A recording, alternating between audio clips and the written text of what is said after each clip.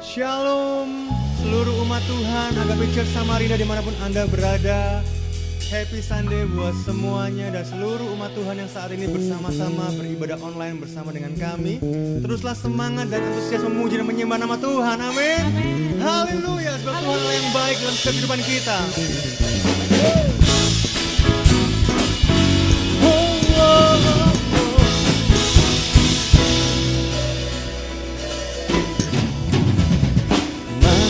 Gerbangnya bersyukur dengan penuh pujian, bersuka di hadiratnya, nyanyi besarkan agung namanya, puji dia tiuplah sangkakala, musik dan tarian, semua makhluk di bumi di surga dengan senap hati naikkan pujian, sebab Tuhan baik. Amin. Sebab Kau yang baik Tuhan, terima kasih Yesus.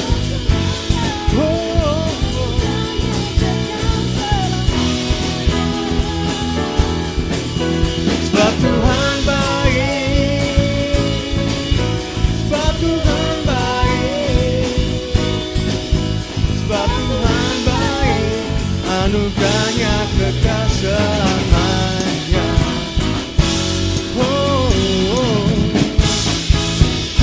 Katakan masuk gerbangnya dan bersyukurlah kepada Tuhan. Masuk gerbangnya bersyukur dengan penuh pujian, bersuka di hadiratnya, nyanyi besarkan agung namanya, puji dia tiuplah sangkakala, musik dan tarian, semua makhluk di bumi di surga dengan senap hati naikkan pujian, sebab Tuhan baik, sebab Tuhan baik, sebab Tuhan baik, anugerahnya kekal selamanya. Sebab Tuhan baik, sebab Tuhan baik, sebab Tuhan baik, anugerahnya kekal selamanya. Mari kita senang hati mengatakan sebab Tuhan baik, sebab Tuhan baik. Yes Lord, sebab Tuhan, sungguh Engkau Allah Immanuel, Engkau Allah yang baik. Anugerahnya kekal selamanya. Terima kasih Tuhan.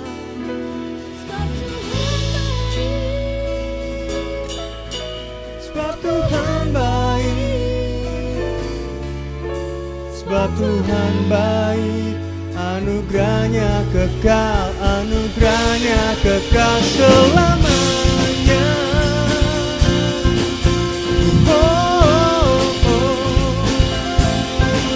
Haleluya. Bermasmur dan bersyukurlah kepada Tuhan, sebab Dia Allah yang baik. Sebab Tuhan baik,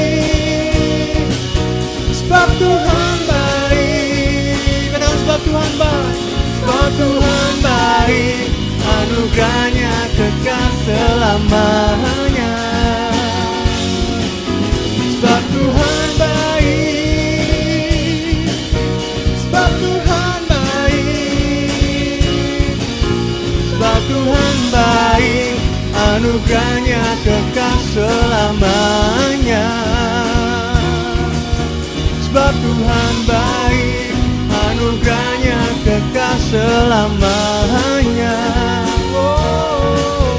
Sebab Tuhan baik, anugerahnya kekal selamanya.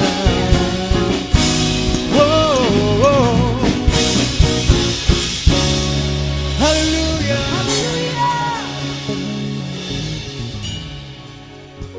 Sungguh kami bersyukur Tuhan, sebab Engkau Allah yang baik Tuhan. Inilah kerinduan kami Tuhan, berdiam dalam hadirat-Mu. Haleluya Yesus.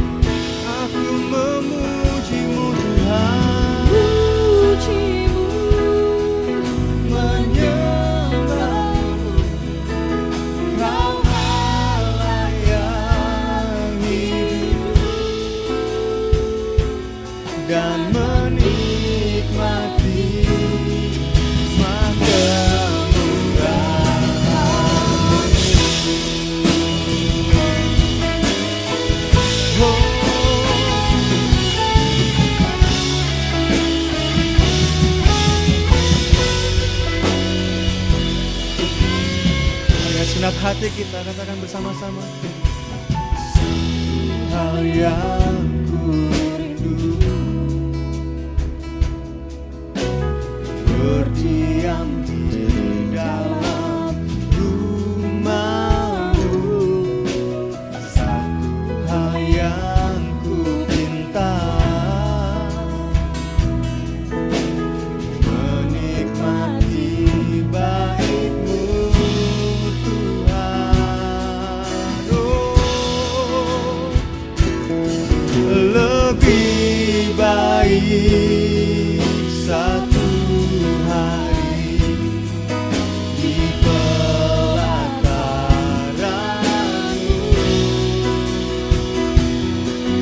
daripada 1000 hari di tempat lain. Kami mau memuji-Mu Tuhan, Puji-Mu, menyembah-Mu, Kau Allah yang hidup dan menikmati semua kemurahan-Mu.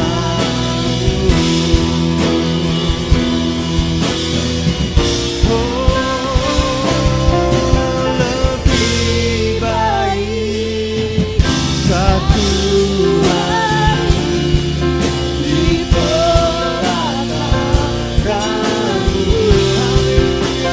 Dengan segenap hati kita sembah Tuhan.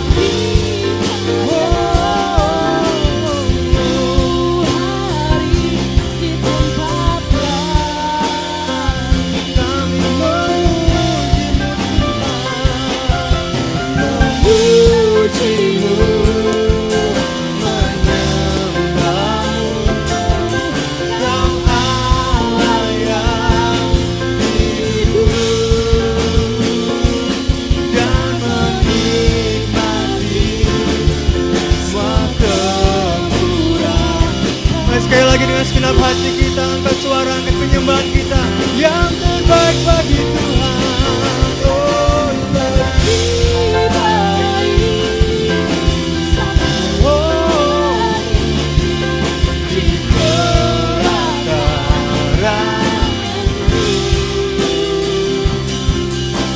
daripada 1000 hari di tempat lain. Kami mau memuji-Mu Tuhan, memuji-Mu, menyembah-Mu. Kau Allah yang hidup dan menikmati semua kemurahan-Mu. Kami mau menikmati kemurahan-Mu Tuhan dan menikmati semua kemurahan-Mu. Kami mau terus menikmati kemurahan-Mu dan menikmati semua kemurahan-Mu.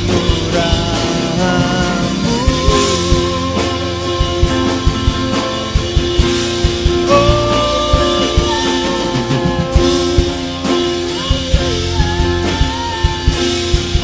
haleluya.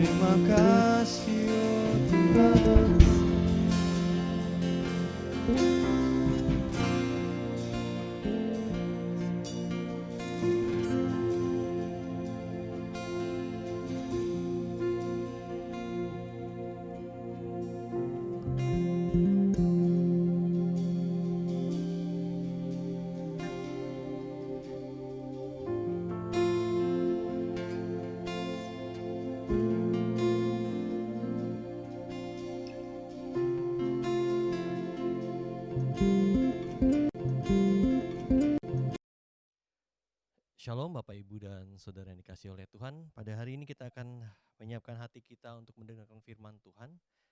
Tapi sebelum kita akan mendengarkan firman Tuhan, saya akan memimpin Anda semua di dalam doa. Bapa kami yang di surga, dikuduskanlah nama-Mu, Bapa yang baik, yang selalu menyertai kehidupan kami. Dan kalau kami ada sampai hari ini semua karena anugerah yang Tuhan berikan dalam kehidupan kami. Terima kasih Tuhan buat segala yang sudah Tuhan izinkan, Tuhan buat dalam kehidupan kami. Dan terlebih lagi pada hari ini kami bisa berkumpul bersama dengan keluarga kami untuk beribadah, sekalipun tidak bersama-sama di dalam gereja. Tapi kami percaya lawatan Tuhan akan terus bekerja dimanapun kami berkumpul memuji nama Tuhan. Kami percaya kuasa Tuhan akan hadir di tempat kami berkumpul dan kami akan menerima lawatan yang daripada Tuhan. Dan pada saat ini kami akan mendengarkan firman Tuhan. Biar Roh Kudus yang pimpin hati kami untuk kami terus mengenal Engkau Tuhan Yesus, untuk kami terus mengerti kehendak-Mu dalam kehidupan kami. Tentunya Roh Kudus yang mampukan kami untuk melakukannya. Kami siap untuk mendengarkan firman Tuhan pada hari ini di dalam nama Tuhan Yesus. Haleluya. Amin. Shalom Bapak Ibu yang dikasihi Tuhan. Pada hari ini saya akan menyampaikan firman Tuhan dari tema pada bulan ini, yaitu tentang kita memperingati atau merayakan Pentakosta. Mari kita buka bersama-sama langsung saja di Kisah Para Rasul, pasal yang pertama, ayat yang ke-6 sampai ayat ke-8. Kisah Para Rasul, ayat pertama, ayat 6 sampai ayat yang ke-8. Saya akan bacakan saudara, ayat yang ke-6. Maka bertanyalah mereka yang berkumpul di situ, Tuhan, maukah Engkau pada masa ini memulihkan kerajaan bagi Israel? Ayat yang ke-7 jawabnya, engkau tidak perlu mengetahui masa dan waktu yang ditetapkan Bapa sendiri menurut kuasanya. Tetapi kamu akan menerima kuasa kalau Roh Kudus turun ke atas kamu, dan kamu akan menjadi saksiku di Yerusalem dan di seluruh Yudea dan Samaria dan sampai ke ujung bumi. Nah saudara, ini merupakan percakapan murid Yesus ketika Tuhan Yesus sebelum naik ke surga. Murid Yesus meminta kepada Tuhan Yesus untuk memulihkan bangsa Israel, untuk Tuhan Yesus memulihkan kerajaan Israel. Karena waktu itu saudara, bangsa Israel sedang dijajah oleh bangsa Romawi. Dan bagi saya saat saya membaca ini, saya tahu ini sebuah kerinduan murid-muridnya untuk meminta kepada Tuhan Yesus, untuk sekiranya Tuhan Yesus dapat memulihkan kerajaan Israel dari penjajahan bangsa Romawi. Tetapi apa jawab Tuhan? Saya akan bacakan ulang saudara di ayat yang ke-7. Jawabnya, engkau tidak perlu mengetahui masa dan waktu yang ditetapkan Bapa sendiri menurut kuasanya. Ayat yang ke-8, tetapi kamu, ini yang paling penting saudara, akan menerima kuasa kalau Roh Kudus turun ke atas kamu. Dan kamu akan menjadi saksiku di Yerusalem dan di seluruh Yudea dan Samaria dan sampai ke ujung bumi. Kalau boleh saudara, saya terjemahkan menggunakan bahasa saya seperti ini. Waktu itu murid Yesus berkata, Tuhan mau gak engkau memulihkan bangsa Israel atau kerajaan Israel? Tetapi jawab Yesus saudara, kamu gak usah pikirkan dulu hal tersebut. Yang penting itu waktunya Tuhan. Tetapi yang penting kamu akan menerima kuasa kalau Roh Kudus turun atas kamu, dan kamu melakukan jauh lebih besar dari apa yang kamu minta. Murid-murid Yesus meminta kepada Yesus untuk Tuhan Yesus dapat memulihkan kerajaan Israel. Tapi Yesus berkata, kalau Roh Kudus turun atas kamu, kuasanya turun atas hidup kamu, bukan hanya bangsa Israel dipulihkan, bukan hanya kerajaan Israel dipulihkan, sampai seluruh bangsa di ujung bumi pun dapat dipulihkan kalau Roh Kudus turun atas kehidupan murid-muridnya. Nah perhatikan saudara, ketika Tuhan Yesus naik ke surga, Tuhan tuh meninggalkan sebuah warisan kepada murid-muridnya. Bukan uang saudara warisannya, bukan harta, tetapi sebuah misi untuk murid-muridnya menjadi saksi-saksi Tuhan saudara, sampai ke ujung bumi. Karena itu butuh sesuatu yang adikodrati, butuh sesuatu yang supernatural untuk bisa menjadikan seluruh bangsa menjadi murid Yesus, untuk menjadi percaya kepada Yesus, menerima Yesus sebagai Tuhan dan Juru Selamat mereka. Nah perhatikan Kisah Para Rasul 2 ayat 1 sampai ayat yang ke-4a saudara. Ini merupakan intinya saudara. Ketika tiba hari Pentakosta, ayat yang pertama, Kisah Para Rasul 2 ayat yang pertama, ketika tiba hari Pentakosta, semua orang percaya berkumpul di satu tempat. Tiba-tiba turunlah dari langit suatu bunyi yang seperti tiupan angin keras yang memenuhi seluruh rumah di mana mereka duduk. Ayat yang ketiga, dan tampaklah kepada mereka lidah-lidah seperti nyala api yang bertebaran dan hinggap pada mereka masing-masing. Perhatikan ayat yang keempat A, saudara. Maka penuhlah mereka dengan Roh Kudus. Nah, mereka sedang berkumpul di satu tempat dan tiba-tiba kuasa turun atas kehidupan mereka, atas tempat tersebut dan atas kehidupan mereka, dan Alkitab mencatat mereka penuh oleh Roh Kudus. Mereka dikuasai oleh Roh Kudus seperti yang dijanjikan oleh Tuhan Yesus sebelumnya. Nah, perhatikan ayat yang ke-14, masih di pasal yang sama. Apa yang terjadi setelah mereka dipenuhi oleh Roh Kudus? Apa yang terjadi? Mereka dipenuhi oleh kuasa Roh Kudus. Kisah Para Rasul 2 ayat yang ke-14. Maka bangkitlah Petrus berdiri dengan ke-11 rasul itu, dan dengan suara nyaring ia berkata kepada mereka, hai kamu orang Yahudi dan kamu semua yang tinggal di Yerusalem, ketahuilah dan camkanlah perkataanku ini. Nah, saudara, perhatikan saudara bahwa kita tahu rekam jejak, track recordnya seorang Petrus. Waktu Yesus ditangkap, ia lari. Waktu Yesus di hadapan para imam-imam, seseorang berkata kepada Petrus, aku mengenal engkau, aku tahu, aku pernah melihat engkau Petrus. Aku pernah melihat engkau bersama dengan Yesus, dengan orang itu. Apa jawab Petrus? Aku tidak mengenal dia. Kamu salah orang. Sampai 3 kali. Dan saya mau bilang bahwa orang ini akhirnya menyangkal Yesus selama 3 kali. Dan banyak orang berkata, Petrus adalah seorang penakut. Petrus adalah seorang pengecut. Tapi perhatikan ketika kuasa Roh Kudus turun atas kehidupannya. Apa yang terjadi? 180 derajat berubah. Alkitab mencatat di ayat ke-14, maka bangkitlah Petrus. Dan ia berkata, bicara dengan suara nyaring di hadapan orang-orang Yahudi. Dan Alkitab mencatat, dia berkata di hadapan seluruh orang yang tinggal di Yerusalem, saudara. Nah, apa yang terjadi ketika ia berkata dengan berani, dengan suara yang nyaring di hadapan orang-orang Yahudi dan orang-orang yang tinggal di Yerusalem? Nah, perhatikan saudara, Kisah Para Rasul 2 ayat 41. Apa yang terjadi, saudara? Orang-orang yang menerima perkataannya itu memberi diri dibaptis, dan pada hari itu jumlah mereka bertambah kira-kira 3.000 jiwa. Orang-orang yang mendengar perkataan Petrus, menerima perkataan Petrus, lalu ia memberikan diri mereka untuk dibaptis. Dan Alkitab mencatat 3.000 jiwa memberikan diri untuk dibaptis. Percaya kepada Tuhan Yesus, percaya kepada Yesus sebagai Tuhan dan Juru Selamat mereka. Tetapi tidak sampai cukup di situ, saudara. Kalau saudara buka di Kisah Para Rasul 4 ayat yang ke-4, ketika Petrus dan Yohanes bersama-sama dibawa ke mahkamah agama untuk dihadapkan oleh pejabat waktu di situ, saudara, akhirnya ia dimasukkan ke penjara.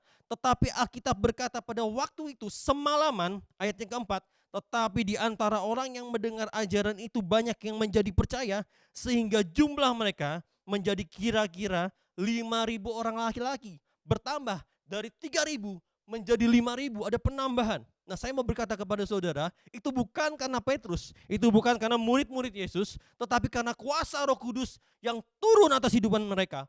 Maka ia menjadi sesuatu yang berbeda. Maka ia melakukan jauh lebih besar dari apa yang mereka pikirkan, saudara.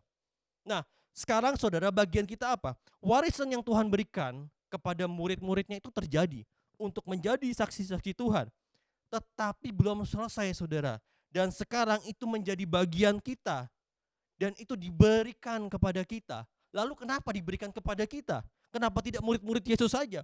Dulu saya berpikir ketika jadikanlah seluruh bangsa murid Yesus, jadikanlah menjadi saksi-saksiku. Saya dulu berpikir bahwa itu adalah tugas-tugas hamba-hamba Tuhan. Dalam tanda kutip adalah tugas seorang pendeta. Tapi bagi saya mau berkata kepada saudara, ini merupakan tugas kita semua. Kenapa? Sekali lagi saya berkata seperti ini. Kenapa diberikan kepada kita? Nah, perhatikan Kisah Para Rasul 1 ayat yang ke-8. Kisah Para Rasul 1 ayat yang ke-8, kita kembali lagi, saudara. Tetapi kamu akan menerima kuasa kalau Roh Kudus turun ke atas kamu, dan kamu akan menjadi saksiku di Yerusalem dan di seluruh Yudea dan Samaria sampai ke ujung bumi. Kita akan menjadi saksi Tuhan ketika Roh Kudus turun atas kehidupan kita dan kuasa turun atas kuasanya Tuhan, kuasa Roh Kudus turun atas kehidupan kita. Nah, perhatikan 1 Korintus 3 ayat yang ke-16. 1 Korintus 3 ayat ke-16. Tidak tahukah kamu bahwa kamu adalah bait Allah dan bahwa Roh Allah diam di dalam kamu? Dan saya mau pastikan pada hari ini saudara, untuk saudara sadar mengerti bahwa di dalam diri kita ada Roh Kudus. Dia diam, dia tinggal dalam kehidupan kita. 1 Korintus 6 ayat yang ke-19. Atau tidak tahukah kamu bahwa tubuhmu adalah bait Roh Kudus yang diam di dalam kamu, Roh Kudus yang kamu peroleh dari Allah. Jadi Allah memberikan Roh Kudusnya kepada kita dan dia diam, dia tinggal dalam kehidupan kita. Dan otomatis saya mau berkata kepada saudara, saudara sudah menjadi saksi Tuhan karena Roh Kudus sudah ada dalam kehidupan saudara. Ketika saudara percaya kepada Tuhan, maka Roh Kudus diberikan dan saudara otomatis menjadi saksi Tuhan. Dan itu sudah waktunya untuk kita menyatakan kebenaran, memberitakan kebenaran, menyampaikan sesuatu yang benar yang kita ketahui tentang Tuhan, menjadikan orang-orang yang di sekitar kita untuk mengenal Tuhan, menerima Yesus sebagai Tuhan dan Juru Selamat. Saya ngalami saudara, saya ngalami. Mungkin sebagian orang berpikir bahwa saya takut untuk menyampaikan firman Tuhan, saya takut untuk menjadi bagian dalam penginjilan saudara. Nah saudara, kalau saudara buka di Google, ada metode, Anda bisa ketik metode penginjilan atau cara penginjilan atau model penginjilan. Saudara akan menemukan ada ratusan metode penginjilan saudara. Dimulai dari penginjilan kampus, lalu penginjilan sekolah, penginjilan di dalam kantor saudara, lalu membagikan traktat, lalu atau juga dengan mendoakan orang-orang sakit di rumah sakit, lalu mendoakan orang-orang yang kerasukan atau orang-orang yang sakit jiwa di rumah sakit jiwa, lalu melayani orang-orang miskin, lalu memberikan bantuan kepada orang-orang yang membutuhkan, memberikan makan orang yang memerlukan saudara. Ada banyak hal. Mungkin kita sebagian berkata, aku takut menjadi bagian dalam itu. Saya juga mengalami hal yang sama saudara. Ketika saya diberikan kesempatan untuk menyampaikan firman, diberikan jadwal atau diundang, ada rasa takut dalam diri saya. Tetapi saya sadari ketika saya takut, saya berharap, saya berdoa, saya bicara kepada Roh Kudus. Roh Kudus mampukan aku. Mampukan aku untuk aku dapat melakukan seperti yang Tuhan inginkan. Mampukan aku untuk dapat menjadi saksi Tuhan. Saya percaya saudara, saya percaya di dalam kelemahan saya, ketika saya mengandalkan Tuhan, kuasa Tuhan sempurna dalam kehidupan saya. Saat saya mengandalkan Tuhan saudara.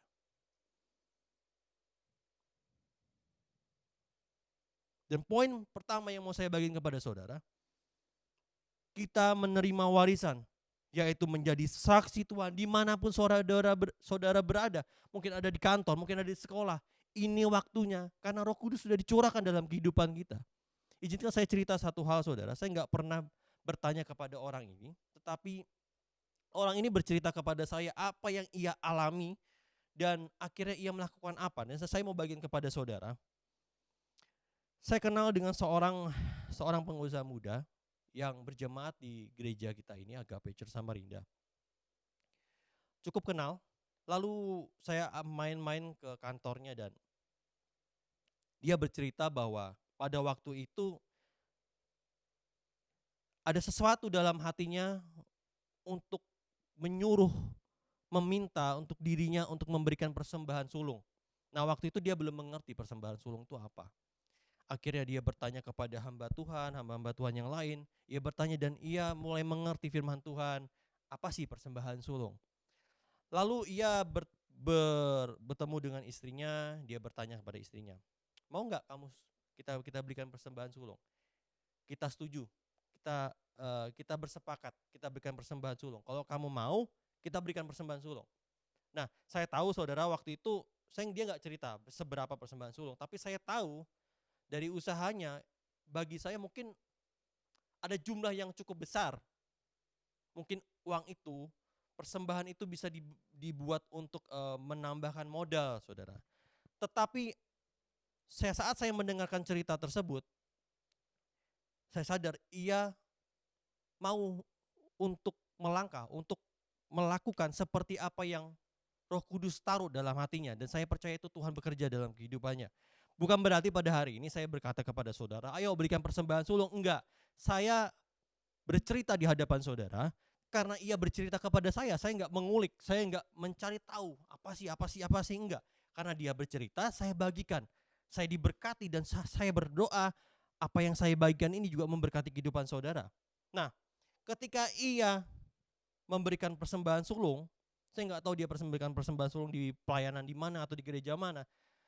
Tetapi saudara, perhatikan saudara, Tuhan memberkati secara tidak sadar apa yang nggak pernah dia pikirkan, Tuhan memberkati. Tetapi itu bukan intinya saudara yang mau saya bagikan pada hari ini. Setelah ia diberkati, setelah ia memberikan persembahan sulung, tiba-tiba Tuhan memberkati lebih dahsyat lagi dalam usahanya. Dia bertemu dengan anak buahnya, dia bertemu dengan pegawainya saudara. Dan ia bercerita kepada pegawainya, aku dulu nggak tahu gini ya. Aku mencari tahu tentang kebenaran firman Tuhan. Dan akhirnya aku nurut apa yang Roh Kudus taruh dalam hatiku. Lalu aku nurut, aku berikan persembahan suluk. Dan ternyata apa yang Tuhan taruh dalam hatiku, Tuhan itu memberkatiku lebih lagi. Memberkati aku lebih lagi. Dan ia bercerita kepada seorang pekerja yang bersama dengan dia, pekerja di kantornya. Dan bagi saya ketika saya mendengar itu, saya langsung berpikir, dia sudah menjadi saksi Tuhan. Dia sudah menginjil di kantornya saudara. Nah, demikian juga dalam kehidupan kita saudara. Kita bisa melayani di mana aja, kita bisa menginjil di mana ada, metodenya, caranya itu penting. Tapi yang terpenting adalah kuasa Tuhan bekerja dalam kehidupan kita. Kita melakukan seperti apa yang Tuhan katakan. Dan saya percaya hidup kita, pelayanan kita akan berbuah-buah lebat saudara. Orang akan merasakan bahwa di dalam diri kita ada Yesus, ada Juru Selamat. Dan orang akan mengenal Tuhan Yesus. Dan poin yang kedua saudara, sebelum saya masuk ke poin kedua, saya mau pastikan kembali saudara untuk mengerti di dalam diri kita ada Roh Kudus yang tinggal, bukan hanya diam tidak melakukan apa-apa, tetapi ia melakukan seperti apa yang kitab Yoel tuliskan saudara. Nah, perhatikan di Yoel 2 ayat ke-28 sampai ayat ke-29. Yoel 2 ayat 28 sampai ayat yang ke-29. Jadi saya pastikan saudara, untuk saudara mengerti bahwa di dalam diri kita ada Roh Kudus. Ketika Roh Kudus ada, kuasa Roh Kudus ada dalam kehidupan kita, maka saudara jangan takut untuk menyampaikan kebenaran firman Tuhan. Jangan takut untuk menjadi saksi Tuhan. Karena saya percaya saudara, di dalam kelemahan kita saat kita berserah kepada Roh Kudus, kuasa Tuhan yang menjadikan sempurna. Dan kita percaya, dan saya percaya kepada saudara, kita akan berbuah lebat. Amin. Nah, Yoel 2 ayat 28 sampai 29. Saya akan bacakan. Kemudian daripada itu akan terjadi bahwa aku akan mencurahkan rohku ke atas semua manusia. Maka anak-anak laki-laki dan perempuan akan bernubuat. Orang-orangmu yang tua akan mendapat mimpi. Teruna-terunamu akan mendapatkan penglihatan-penglihatan. Juga ke atas hamba-hambamu laki-laki dan perempuan akan kucurahkan rohku pada hari-hari itu. Nah, saya percaya saudara, ketika Tuhan menyampaikan firman Tuhan di kitab Yoel saudara, bahwa rohku akan turun ke atas setiap umat manusia. Dan pada hari ini saya percaya bahwa ini adalah harinya Tuhan yang seperti Tuhan katakan sebelumnya saudara, yang seperti Yoel tuliskan saudara. Dan ini adalah harinya bahwa Roh Kudus sudah turun atas kehidupan kita, dicurahkan dalam kehidupan kita. Kuasa Roh Kudus sudah ada dalam kehidupan kita. Nah, ketika saya mendengar firman ini, ketika saya membaca firman ini, saya ingat satu cerita yang pernah Pastor Leon katakan saudara. Waktu itu pernah dia katakan di grup WA, tetapi berjalannya waktu, ia bercerita bersama-sama kami staf pastoral waktu kami sedang doa pagi. Apa yang terjadi waktu itu saudara? Anaknya Shane Gilbert saudara. Anaknya Shane Gilbert itu sempat mengagetkan papinya, Pastor Leon beserta dengan maminya, dengan orang-orang yang tinggal di rumahnya, ada opa dan omanya. Apa yang terjadi saudara? Anak sekecil itu tiba-tiba, saya nggak tahu persisnya seperti apa, tetapi yang saya ingat saudara, dia di dalam rumah berkeliling, tiba-tiba ia berkata, Tuhan Yesus akan datang. Tuhan Yesus akan datang. Nah, saya percaya saudara, ini persis seperti apa yang kitab Yoel katakan, bahwa kelak teruna-terunamu akan mendapatkan penglihatan. Anak-anakmu laki-laki dan perempuan akan bernubuat. Dan saya berkata saudara, hari-hari ini Tuhan sudah curahkan kepada setiap umat manusia, termasuk Sean Gilbert, termasuk anak-anak kecil. Ketika saya mendengarkan Pastor Leon berkata seperti itu, saya mau bilang kepada saudara bahwa ketika Pastor Leon berkata kepada saya, itu sebuah peringatan kepada setiap orang yang mendengarkan bahwa kelak sebentar lagi Tuhan saudara, kedatangan Tuhan untuk kedua kali itu akan datang saudara. Dan ini sudah waktunya dan kita harus mempersiapkannya. Kita terlebih lagi untuk menjadi saksi Tuhan. Kita lebih lagi untuk mau melayani Tuhan. Mengikuti rencana Tuhan, rancangan Tuhan dalam kehidupan kita saudara. Nah saya mau berkata di poin yang kedua ini, Roh Kudus bekerja dalam kehidupan kita. Dia bukan diam yang tidak melakukan apa-apa. Tetapi dia tinggal, dia melakukan seperti yang Tuhan kehendaki. Nah baca di Yohanes 16 ayat 13 sampai yang ke-14. Yohanes 16 ayat 13 sampai yang ke-14. Tetapi apabila ia datang, yaitu Roh kebenaran, ia akan memimpin kamu ke dalam seluruh kebenaran. Sebab ia tidak akan berkata-kata dari dirinya sendiri, tetapi segala sesuatu yang didengarnya itulah yang akan dikatakannya. Dan ia akan memberitahukan kepadamu hal-hal yang akan datang. Ia akan memuliakan aku, sebab ia akan memberitakan kepadamu apa yang diterimanya padaku. Saya percaya saudara, ketika Sean Gilbert berkata seperti itu bukan berasal dari dirinya, tetapi berasal dari Roh Kudus. Roh Kudus berkata kepada Sean Gilbert untuk mengatakan itu, dan Roh Kudus tidak berkata-kata atas dirinya sendiri. Tapi segala sesuatu yang dikatakan oleh Roh Kudus kepada kita, kepada Sean Gilbert, itu berasal dari Bapa. Roh Kudus mendengarkan dari Bapa dan Roh Kudus memberitahukan kepada kita, saudara.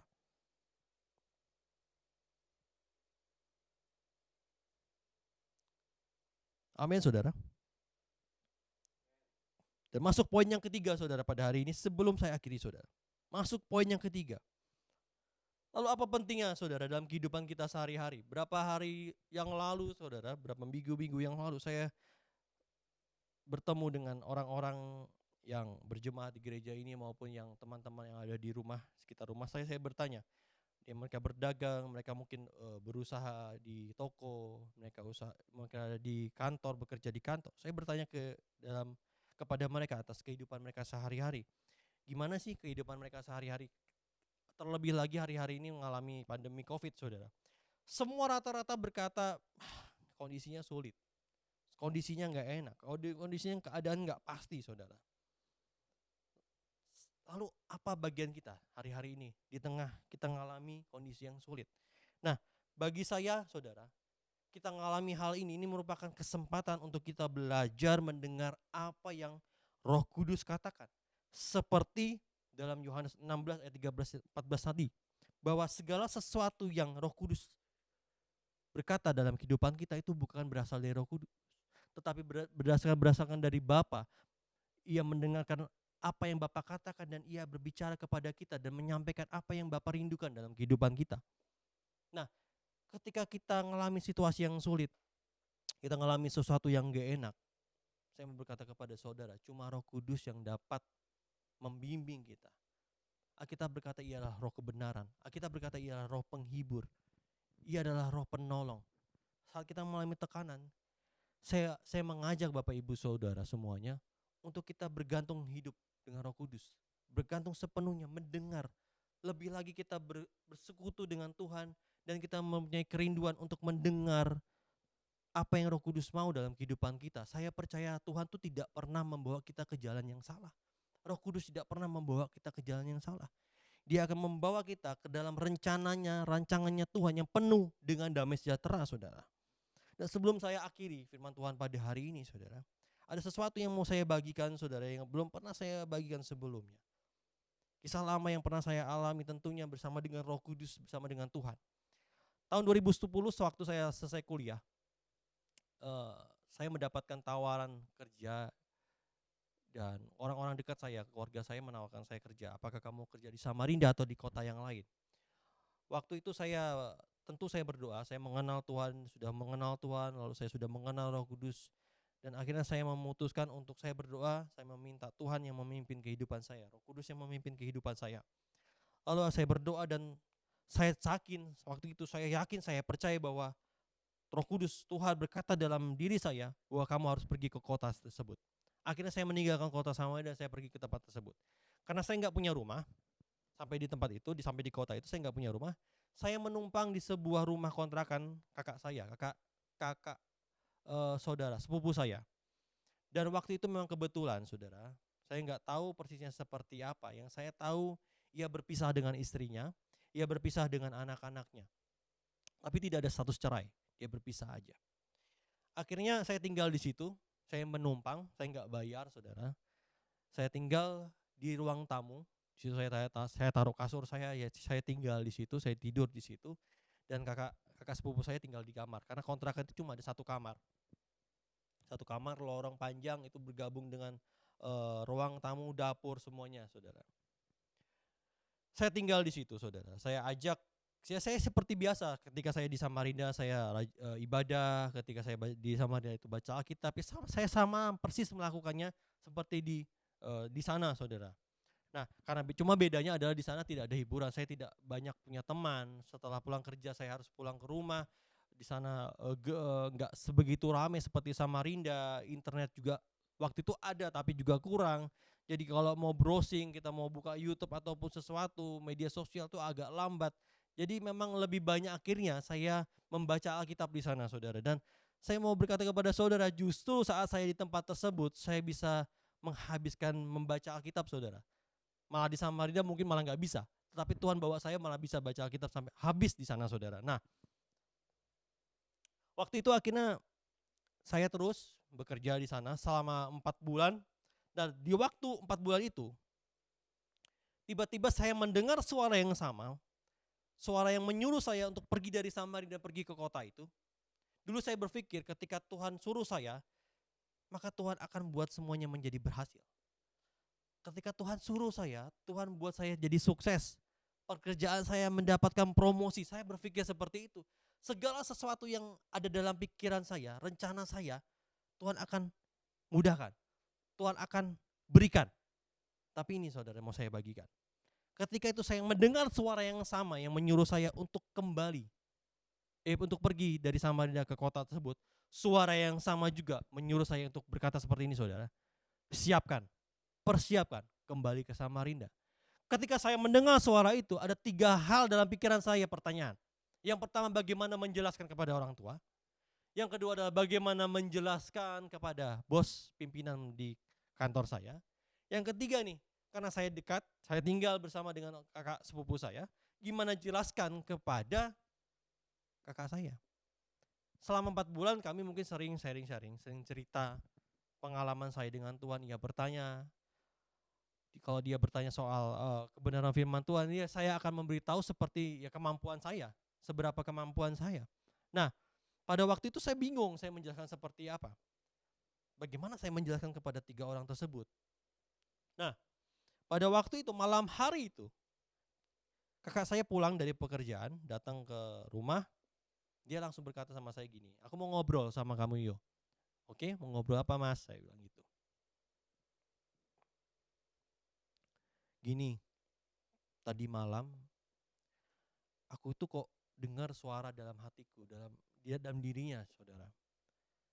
Suara tuh berkata seperti ini, aku disuruh cepat balik ke rumah istri dan anak-anakmu sekarang. Balik ke rumah istri dan anak-anakmu. Saya bilang, itu suara Tuhan, Mas. Itu suara Roh Kudus, Mas. Nah, dia berkata seperti ini. Nah, yang aku pikirkan sekarang, aku mikir kamu Yo, katanya. Terus kamu dengan siapa di sini? Ya. Kamu mau tinggal di sana? Ketika saya mendengar itu, saya tertawa, saudara. Saya tertawa, saya baru ngerti. Saya dulu berpikir ketika Tuhan panggil saya, suruh saya untuk ke kota tersebut, wah Tuhan akan buat saya menjadi berhasil. Tuhan akan tolong saya, Tuhan akan buat saya ke promosi pekerjaan. Tuhan akan memberkati saya. Tuhan akan memberikan keluarga kecil saya nanti di sini. Tapi perhatikan saudara, ada rencana rancangan Tuhan yang jauh lebih besar dari apa yang saya pikirkan, saudara. Ternyata waktu itu, saudara, saya di sana, saudara, Tuhan mau untuk saya menjadi impartasi kuasa Roh Kudus dalam kehidupan saya bagikan kepada kakak sepupu saya. Dia pernah bertanya gimana suara Roh Kudus, gimana mendengar suara Kudus. Di waktu itu saudara, di malam itu sebelumnya saudara, ia mendengar suara Kudus dan berkata, balik pergi ke rumah istrimu dan ke rumah anak kamu dan tinggal di sana. Dan saya sadar saudara, Tuhan menyuruh saya ke kota tersebut punya tujuan, yaitu membawa kakak sepupu saya mengenal suara Kudus. Dan akhirnya ia mengalami lawatan Roh Kudus dan akhirnya ia kembali ke rumah istri dan anak-anaknya. Bagi saya itu sebuah pengalaman menjadi saksi Kristus, saudara. Membawa terang dan garam ke keluarga saya. Alkitab mencatat dimulai dari Yerusalem, Yudea, Samaria sampai ke ujung bumi, saudara. Poinnya tuh bukan soal kita diberkati sama Tuhan, tapi Tuhan mau untuk kita menjadi saksi Tuhan. Nah, Roh Kudus mau, saudara, pada hari ini dalam kehidupan kita untuk kita lebih dekat lagi. Alkitab berkata dalam Yohanes, jika engkau mengasihi aku, engkau menuruti segala perintahku.